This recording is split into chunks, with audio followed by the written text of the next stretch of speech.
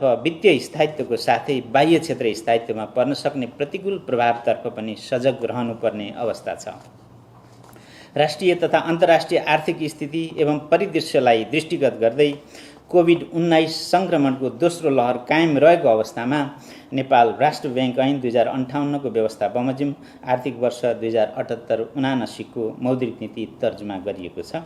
सरकारको साझा न्यूनतम कार्यक्रम, नीति तथा प्राथमिकता, देशको वर्तमान आर्थिक अवस्थाको जानकारी 2078 एवं यस ब्याङ्कको तेस्रो रणनीतिक योजनालाई समेत मौद्रिक नीति तर्जुमाको आधारको रूपमा लिएको छ। मौद्रिक नीति तर्जुमा गर्दा सरकारवालाबाट प्राप्त राय सुझावलाई यथेष्ट ध्यान दिइएको छ।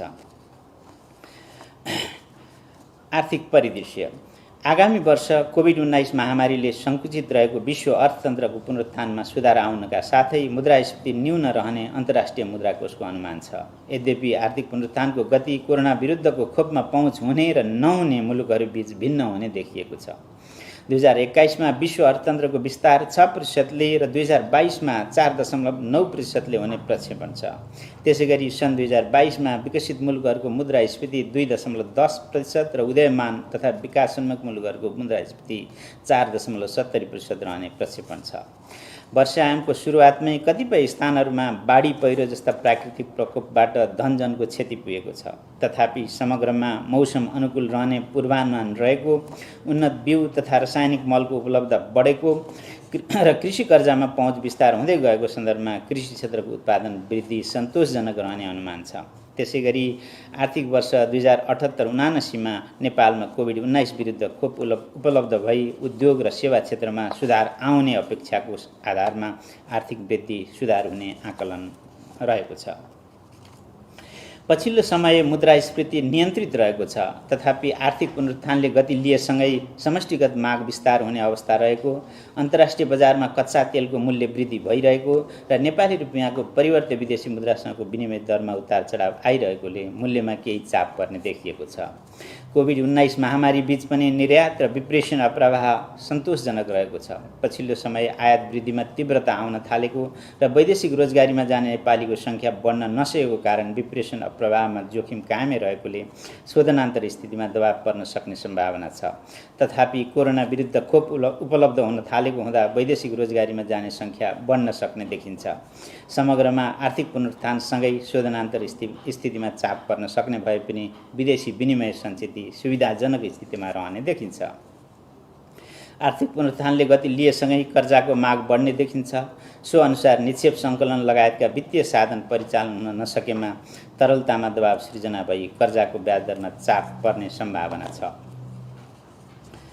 मौद्रिक नीतिको स्वरूप कोभिड-19 महामारीबाट प्रभावित क्षेत्रहरूको पुनरुत्थान गर्दै अर्थतन्त्र विस्तारमा सहयोग पुर्याउन मौद्रिक सहजीकरण गर्नुपर्ने र आर्थिक तथा वित्तीय स्थायित्व कायम गर्न कसिलो मौद्रिक नीति अवलम्बन गर्नुपर्ने अवस्थाका बीच तालमेल मिलाई मौद्रिक नीतिको सन्तुलित कार्यदिशा अवलम्बन गरिनेछ।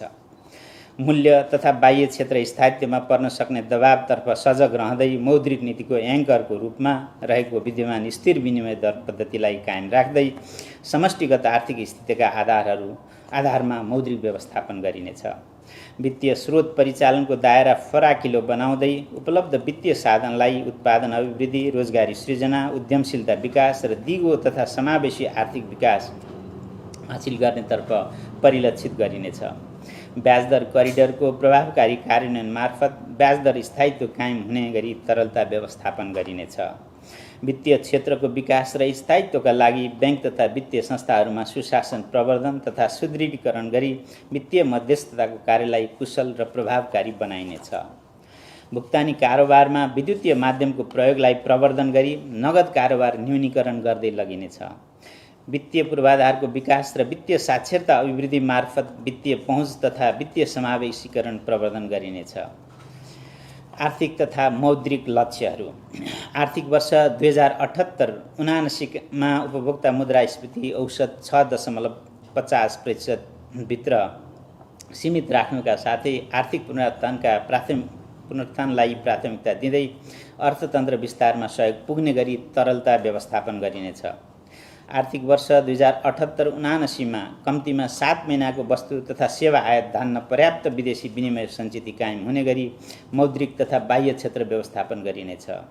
प्रचलित मूल्यको कुल गार्हस्थ उत्पादनलाई मौद्रिक प्रक्षेपणको आधारको रूपमा लिई आर्थिक वर्ष 2078-79 विस्तृत मुद्रा प्रदायको विस्तार 18% र निजी क्षेत्रतर्फको कर्जा विस्तार 19% हुने प्रक्षेपण रहेको छ। सञ्चालन लक्ष्य तथा उपकरणहरू। ब्याङ्क तथा वित्तीय संस्थाले कायम गर्नुपर्ने अनिवार्य नगद अनुपात 3% विद्यमान व्यवस्थालाई यथावत राखिएको छ। ब्याङ्क तथा वित्तीय संस्थाले अन्तिम ऋणदाता सुविधाको रूपमा उपयोग गर्ने ब्याङ्क दरलाई 5% यथावत राखिएको छ। ब्याज दर करिडरको माथिल्लो सीमाको रूपमा रहेको स्थायी तरलता सुविधा दर 5%लाई यथावत राखिएको छ।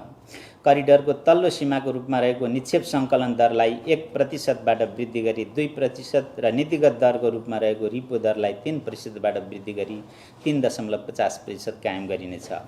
खुल्ला बजार कारोबारलाई थप सक्रिय बनाई ब्याज दर करिडरको व्यवस्थालाई प्रभावकारी बनाइनेछ। वाणिज्य ब्याङ्क, विकास ब्याङ्क र वित्त कम्पनीले कायम गर्नुपर्ने विद्यमान वैधानिक तरलता अनुपात क्रमशः 10%, 8% र 7%लाई यथावत कायम राखिएको छ। स्रोत परिचालन। वाणिज्य ब्याङ्कहरूका अतिरिक्त राष्ट्रिय स्तरका विकास ब्याङ्क, वित्त कम्पनी र थोक कारोबार गर्ने लघुवित्त वित्तीय संस्थाहरूले समेत आफ्नो चुक्ता पुँजीको 25% ऋणपत्र जारी गर्ने व्यवस्था मिलाइनेछ। कृषि र ऊर्जा क्षेत्रको विकासमा दीर्घकालीन साधन परिचालन गर्ने उद्देश्यले कार्यान्वयनमा ल्याएको कृषि र ऊर्जा ऋणपत्र सम्बन्धी विद्यमान व्यवस्थालाई निरन्तरता दिइनेछ। वैदेशिक रोजगारीमा रहेका नेपालीको डिप्रेसन ब्याङ्किङ प्रणाली मार्फत भित्र्याउन र बचत गर्न प्रोत्साहित गर्ने उद्देश्यले ब्याङ्किङ प्रणालीबाट प्राप्त हुने विप्रेसन रकम ब्याङ्क तथा वित्तीय संस्थाहरूमा जम्मा गरेमा न्यूनतम 1% बिन्दु थप ब्याज पाउने व्यवस्था मिलाइनेछ। वाणिज्य ब्याङ्कहरूले कृषि, ऊर्जा र लघु घरेलु साना एवं मझौला उद्यमका क्षेत्रमा रु 1 करोडभन्दा कम रकमका कर्जा प्रवाह गर्नुपर्ने 15% न्यूनतम अनुपातको विद्यमान व्यवस्थालाई निरन्तरता दिएको छ। कृषि, लघु तथा घरेलु क्षेत्रमा कर्जा प्रवाहलाई थप प्रोत्साहित गर्न गाउँपालिका तथा नगरपालिकाको सरकारी कारोबार सञ्चालन गर्ने वाणिज्य ब्याङ्कका शाखाहरूमा कृषि, लघु तथा घरेलु कर्जा सम्बन्धी फोकल डेस्कको स्थापना हुने व्यवस्था मिलाइनेछ। ब्याङ्क तथा वित्तीय संस्थाहरूले प्रवाह गर्ने विपन्न वर्ग कर्जा सम्बन्धी विद्यमान व्यवस्थामा आवश्यक परिमार्जन गर्दै यस्तो कर्जा लघु, घरेलु, साना तथा मझौला उद्योग व्यवसाय सम्बन्धी कर्जा साधन परिचालन गर्ने उद्देश्यले कार्यान्वयनमा ल्याएको कृषि र ऊर्जा वर्ग सम्बन्धी विद्यमान व्यवस्था कोभिड-19 को कारण पर्यटन क्षेत्रमा रोजगारी गुमाएका व्यक्ति स्वरोजगार हुने गरी व्यवसाय सञ्चालन गर्न प्रवाह हुने रु 15 लाखसम्मको कर्जा विपन्न वर्ग कर्जामा गणना गर्न सक्ने हुने डिप्रेसन रकम ब्याङ्क तथा ऋणी स्वयं स्वरोजगार हुने गरी न्यूनतम सवारी साधन खरिद गर्न प्रवाह हुने रु 25 लाखसम्मको कर्जालाई विपन्न वर्ग कर्जा गणना गर्न सक्ने व्यवस्था मिलाइनेछ। महिला उद्यमीद्वारा लघु उद्यम तथा स्वरोजगारमूलक व्यवसाय सञ्चालन गर्न परियोजनाको दित्तमा प्रवाह हुने रु 20 लाखसम्मको कर्जालाई विपन्न वर्ग कर्जामा गणना हुने व्यवस्था गरिनेछ। यस्तो कर्जाको अनिवार्य रूपमा बिमा गर्नुपर्ने व्यवस्था मिलाइनेछ। वास्तविक कृषि व्यवसायीलाई रु 20 लाखसम्म कृषि व्यवसाय सञ्चालन गर्न परियोजनाको दित्तमा प्रवाह हुने कर्जालाई विपन्न वर्ग कर्जामा गणना गर्ने व्यवस्था गरिनेछ। यस्तो कर्जाको अनिवार्य रूपमा बिमा गर्नुपर्ने व्यवस्था मिलाइनेछ। सहुलियतपूर्ण कर्जा। उत्पादनशील अर्थतन्त्र निर्माणका लागि उत्पादन अभिवृद्धि, रोजगारी सृजना र उद्यमशीलता विकास गर्न नेपाल सरकारको सहुलियतपूर्ण कर्जाका लागि ब्याज अनुदान सम्बन्धी एकीकृत कार्यविधि अनुरूप सहुलियतपूर्ण कर्जा कार्यक्रमको प्रभावकारी कार्यान्वयन गरिनेछ। पुनर्कर्जा। कोभिड-19 महामारीबाट प्रभावित उद्योग व्यवसायको शीघ्र पुनरुत्थानको लागि कार्यान्वयनमा ल्याइएको पुनर्कर्जाको विद्यमान व्यवस्थालाई निरन्तरता दिँदै गत आर्थिक वर्षमा व्यवस्था गरिएको पुनर्कर्जा रकमको अधिकतम सीमा नघट्ने गरी पुनर्कर्जा सुविधा उपलब्ध हुने व्यवस्था मिलाइनेछ। पुनर्कर्जा सुविधा उपलब्ध गराउँदा लघु, घरेलु, साना तथा मझौला उद्यम व्यवसायलाई प्राथमिकता दिइनेछ।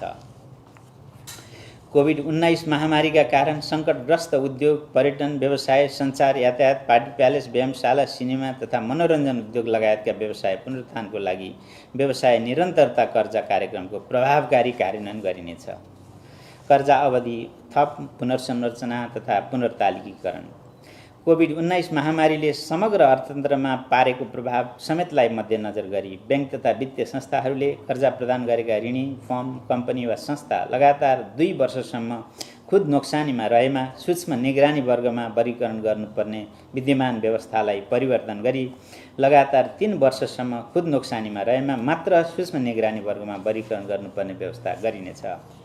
बैंक तथा वित्तीय संस्थाहरूले कर्जा प्रवाह गरेका ऋणीहरूमध्ये कोभिड-19 को कारण वित्तीय अवस्था तथा नगद प्रवाहमा नकारात्मक असर परेका ऋणीहरूलाई बैंक तथा वित्तीय संस्था स्वयंले विश्लेषण गरी किस्ता रकम घटाई भुक्तानी अवधि थप गर्न सकिने व्यवस्था गरिनेछ। निषेधाज्ञा अवधिको 2078 आषाढसम्म भुक्तानी गर्नुपर्ने इएमआई, इक्युवाई वा अन्य सामा ब्याज भुक्तानी गर्न नसकेका ग्राहकहरूको वित्तीय स्थिति बैंक तथा वित्तीय संस्थाले स्वयं मूल्याङ्कन गरी 2078 पुष मसान्तसम्म भुक्तानी म्याद थप गर्न सक्ने व्यवस्था गरिनेछ।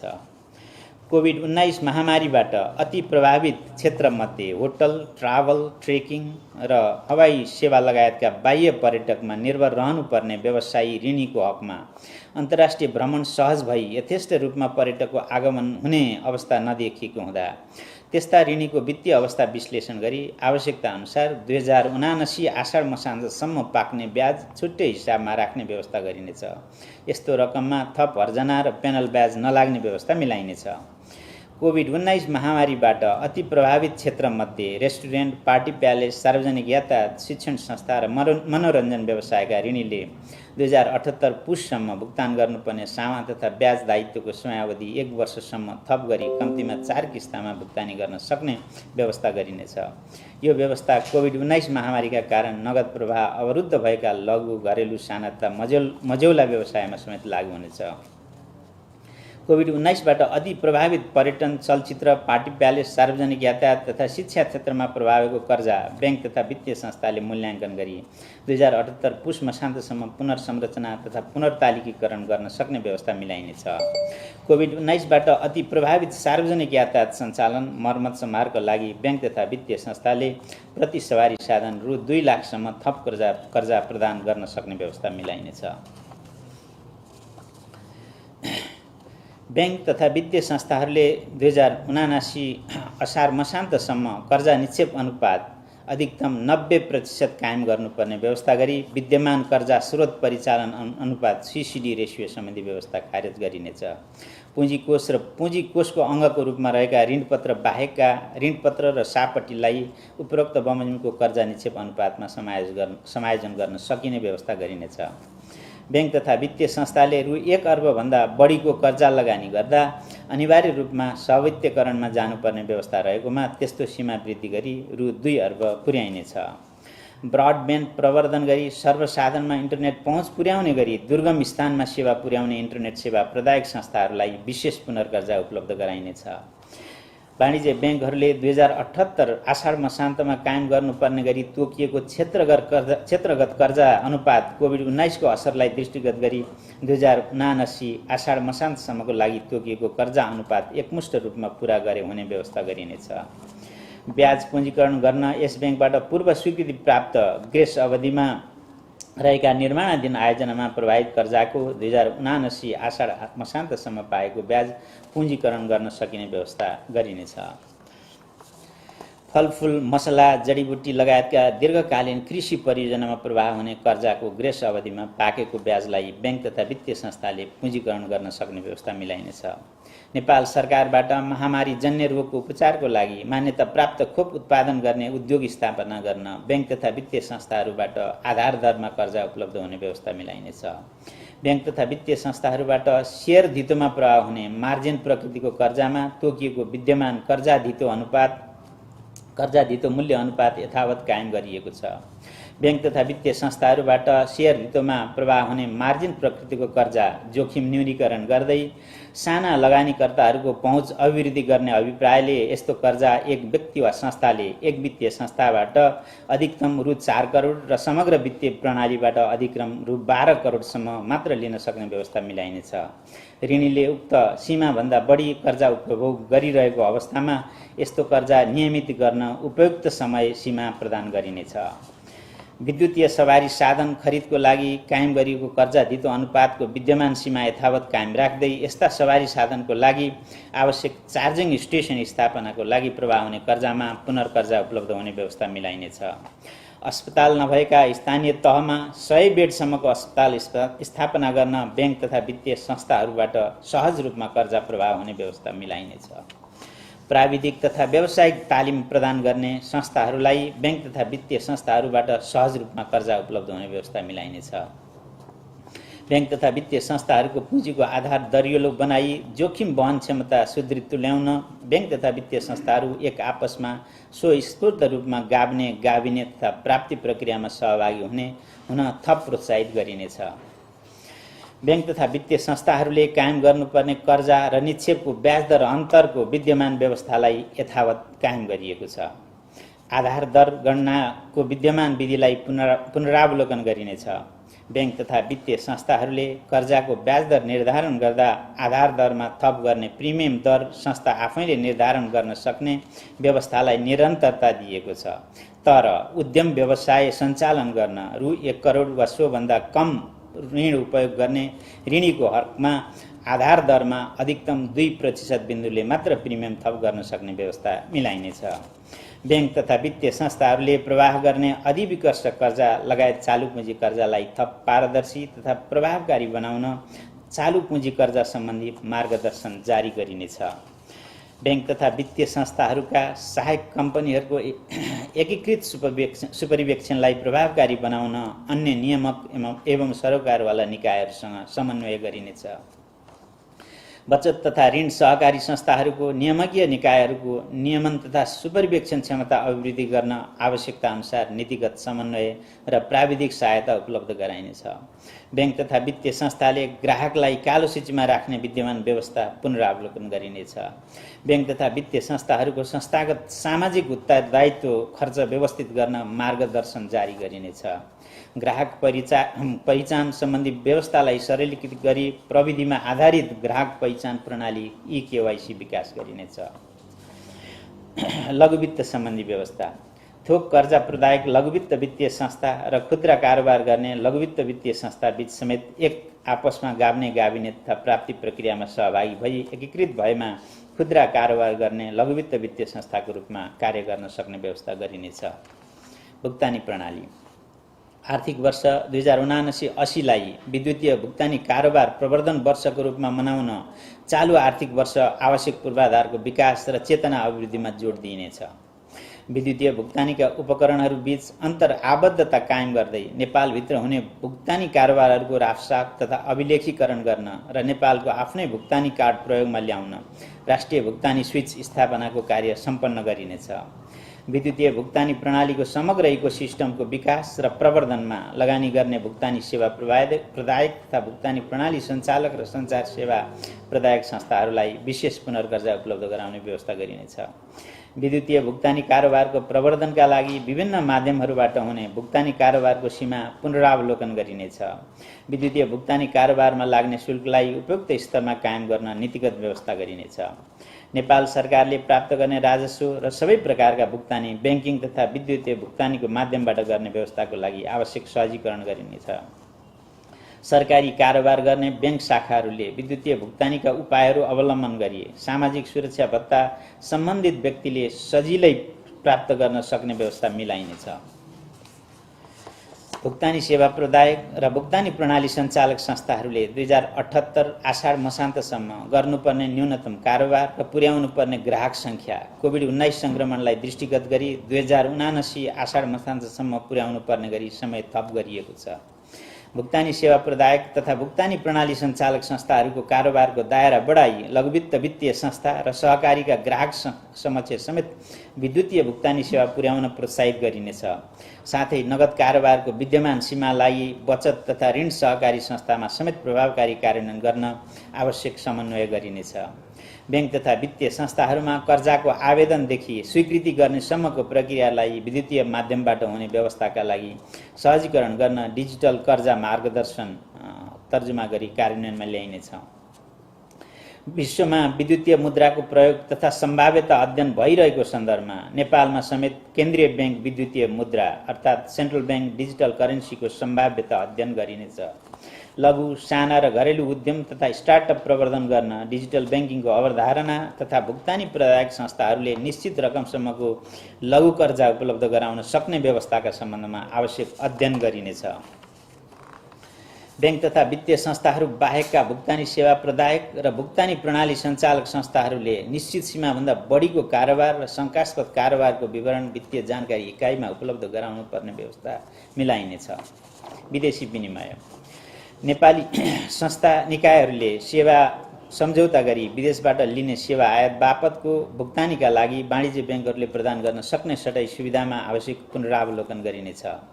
हवाई सेवा प्रदायक संस्थाले तोकिएका कागजातहरूको आधारमा अमेरिकी डलर 25,000 वा सो बराबरको सेवा खरिदको लागि वाणिज्य ब्याङ्कबाट विदेशी मुद्रा सटै सुविधा उपलब्ध हुने व्यवस्था मिलाइनेछ।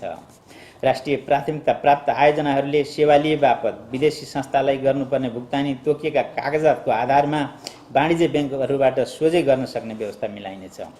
भारतबाट परिवर्तित विदेशी मुद्रामा आयात गरिने औद्योगिक कच्चा पदार्थ तथा मेसिनरी लगायतका वस्तुहरूको विद्यमान सूची पुनरावलोकन गरी आवश्यक समायोजन गरिनेछ। मनी चेन्जर, विप्रेषक company, hotel, travel, trekking, cargo, airlines लगायतका यस ब्याङ्कबाट विदेशी मुद्रा कारोबार गर्न स्वीकृति पाएका संस्थाहरूको विदेशी मुद्रा कारोबार अनुमति पत्र 2079 आषाढसम्म नवीकरण गर्दा शुल्क नलाग्ने व्यवस्था गरिनेछ। विभिन्न फर्म, कम्पनी तथा संस्थाको एप्लिकेसन तथा सफ्टवेयर खरिद र अनलाइन विज्ञापन लगायतका सेवा आयात बापतको विदेशी मुद्रा भुक्तानी सम्बन्धित नियामक निकायको अथवा सरकारवाला निकायसँग समन्वय गरी थप व्यवस्थित गरिनेछ। विप्रेषण सेवा प्रदायक कम्पनीहरूलाई थप सुदृढीकरण गर्न, एक आपसमा गाभिन तथा प्राप्तिमा सहभागी हुन आवश्यक व्यवस्था मिलाइनेछ। नेपाली नागरिकले नगदको रूपमा राख्न सक्ने परिवर्तित विदेशी मुद्राको अधिकतम सीमा र सोको समयावधि तथा परिवर्तित विदेशी मुद्रा सटै सम्बन्धी व्यवस्था पुनरावलोकन गरिनेछ। अमेरिकी डलरमा विप्रेषणको भुक्तानी गर्न समस्या भएका मुलुकहरूमा सम्बन्धित देशका विप्रेषण कम्पनीहरूले यस ब्याङ्कको एजेन्सी खाता मार्फत स्थानीय मुद्रामा विप्रेषण रकम जम्मा गरी नेपाल पठाउन सकिने व्यवस्थाका सम्बन्धमा आवश्यक अध्ययन गरिनेछ। ग्राहक संरक्षण इजाजत पत्र वा अनुमति पत्र प्राप्त संस्थाहरूको वित्तीय ग्राहकको हित संरक्षण गर्ने उद्देश्यले वित्तीय ग्राहक संरक्षण सम्बन्धी कानुनको मस्यौदा तर्जुमा गरिनेछ। अपाङ्गता भएका व्यक्तिलाई वित्तीय सेवामा सहज पहुँच सुनिश्चित गर्न स्थानीय तहमा निश्चित सङ्ख्याभन्दा बढी शाखा रहेका स्थानमा ब्याङ्क तथा वित्तीय संस्थाहरूले कम्तीमा एक शाखा र एटिएम लाउन्ज भएका स्थानमा एक एटिएम अपाङ्ग मैत्री बनाउनु पर्ने व्यवस्था गरिनेछ। ब्याङ्क तथा वित्तीय संस्थाहरूबाट कार्यान्वयनमा ल्याइएका कर्जा प्रवाह तथा ग्राहक पहिचानसँग सम्बन्धित कागजातमा एकरूपता कायम गर्न आवश्यक व्यवस्था मिलाइनेछ। वित्तीय सेवाको पहुँच न्यून रहेका कर्णाली प्रदेश र सुदूरपश्चिम प्रदेशमा वित्तीय पहुँच अभिवृद्धि गर्ने उद्देश्यले प्रादेशिक वित्तीय संस्थाको उपस्थितिको सन्दर्भमा आवश्यक अध्ययन गरिनेछ। सम्पत्ति शुद्धिकरण सम्बन्धी राष्ट्रिय जोखिम मूल्याङ्कन प्रतिवेदनले औल्याएका उच्च जोखिमका क्षेत्रहरूमा निहित जोखिमको पहिचान, मापन, मूल्याङ्कन र व्यवस्थापन गर्न सूचक संस्थाको विशेष अनुगमन तथा सुपरिवेक्षण गरिनेछ। अन्त्यमा यस मौद्रिक नीतिको कार्यान्वयनबाट समष्टिगत आर्थिक तथा वित्तीय स्थायित्व कायम भई आर्थिक पुनरुत्थानमा सघाउ पुग्ने विश्वास लिइएको छ। वित्तीय स्रोत परिचालनको दायरा फराकिलो हुँदै उपलब्ध वित्तीय साधन उत्पादन अभिवृद्धि, रोजगारी सृजना, उद्यमशीलता र दिगो आर्थिक विकास हासिल गर्नतर्फ परिलक्षित भई उत्पादनशील अर्थतन्त्र निर्माणमा समेत सहयोग पुग्ने विश्वास रहेको छ। वित्तीय क्षेत्र थप सुदृढ हुँदै सुरक्षित र सबल भुक्तानी प्रणाली मार्फत वित्तीय कारोबार प्रवर्धन हुने अपेक्षा रहेको छ। कोभिड-19 संक्रमणको निरन्तरताले उत्पन्न गरेको अनिश्चितता बीच चालु आर्थिक वर्षको मौद्रिक नीति जारी गरिएको छ। अर्थतन्त्रमा विकसित समष्टिगत आर्थिक तथा वित्तीय स्थिति अनुरूप मौद्रिक उपाय र नियामकीय व्यवस्थाहरूलाई समय सापेक्ष र गतिशील बनाउन मौद्रिक नीतिको त्रैमासिक समीक्षा गरिनेछ। प्रस्तुत मौद्रिक नीति तर्जुमाको क्रममा महत्त्वपूर्ण सुझाव दिई सहयोग पुर्याउनु हुने नेपाल सरकार, ब्याङ्क तथा वित्तीय संस्था, व्यावसायिक सङ्घ संस्था, विद्वत वर्ग, अन्तर्राष्ट्रिय विकास साझेदार, सञ्चार माध्यम लगायत सबैमा नेपाल राष्ट्र ब्याङ्क हार्दिक आभार व्यक्त गर्दछ। मौद्रिक नीतिमा भएका व्यवस्थाहरूको कार्यान्वयनमा सदाझैँ सबैको सहयोग प्राप्त हुने यस ब्याङ्कको विश्वास रहेको छ। धन्यवाद। नमस्कार।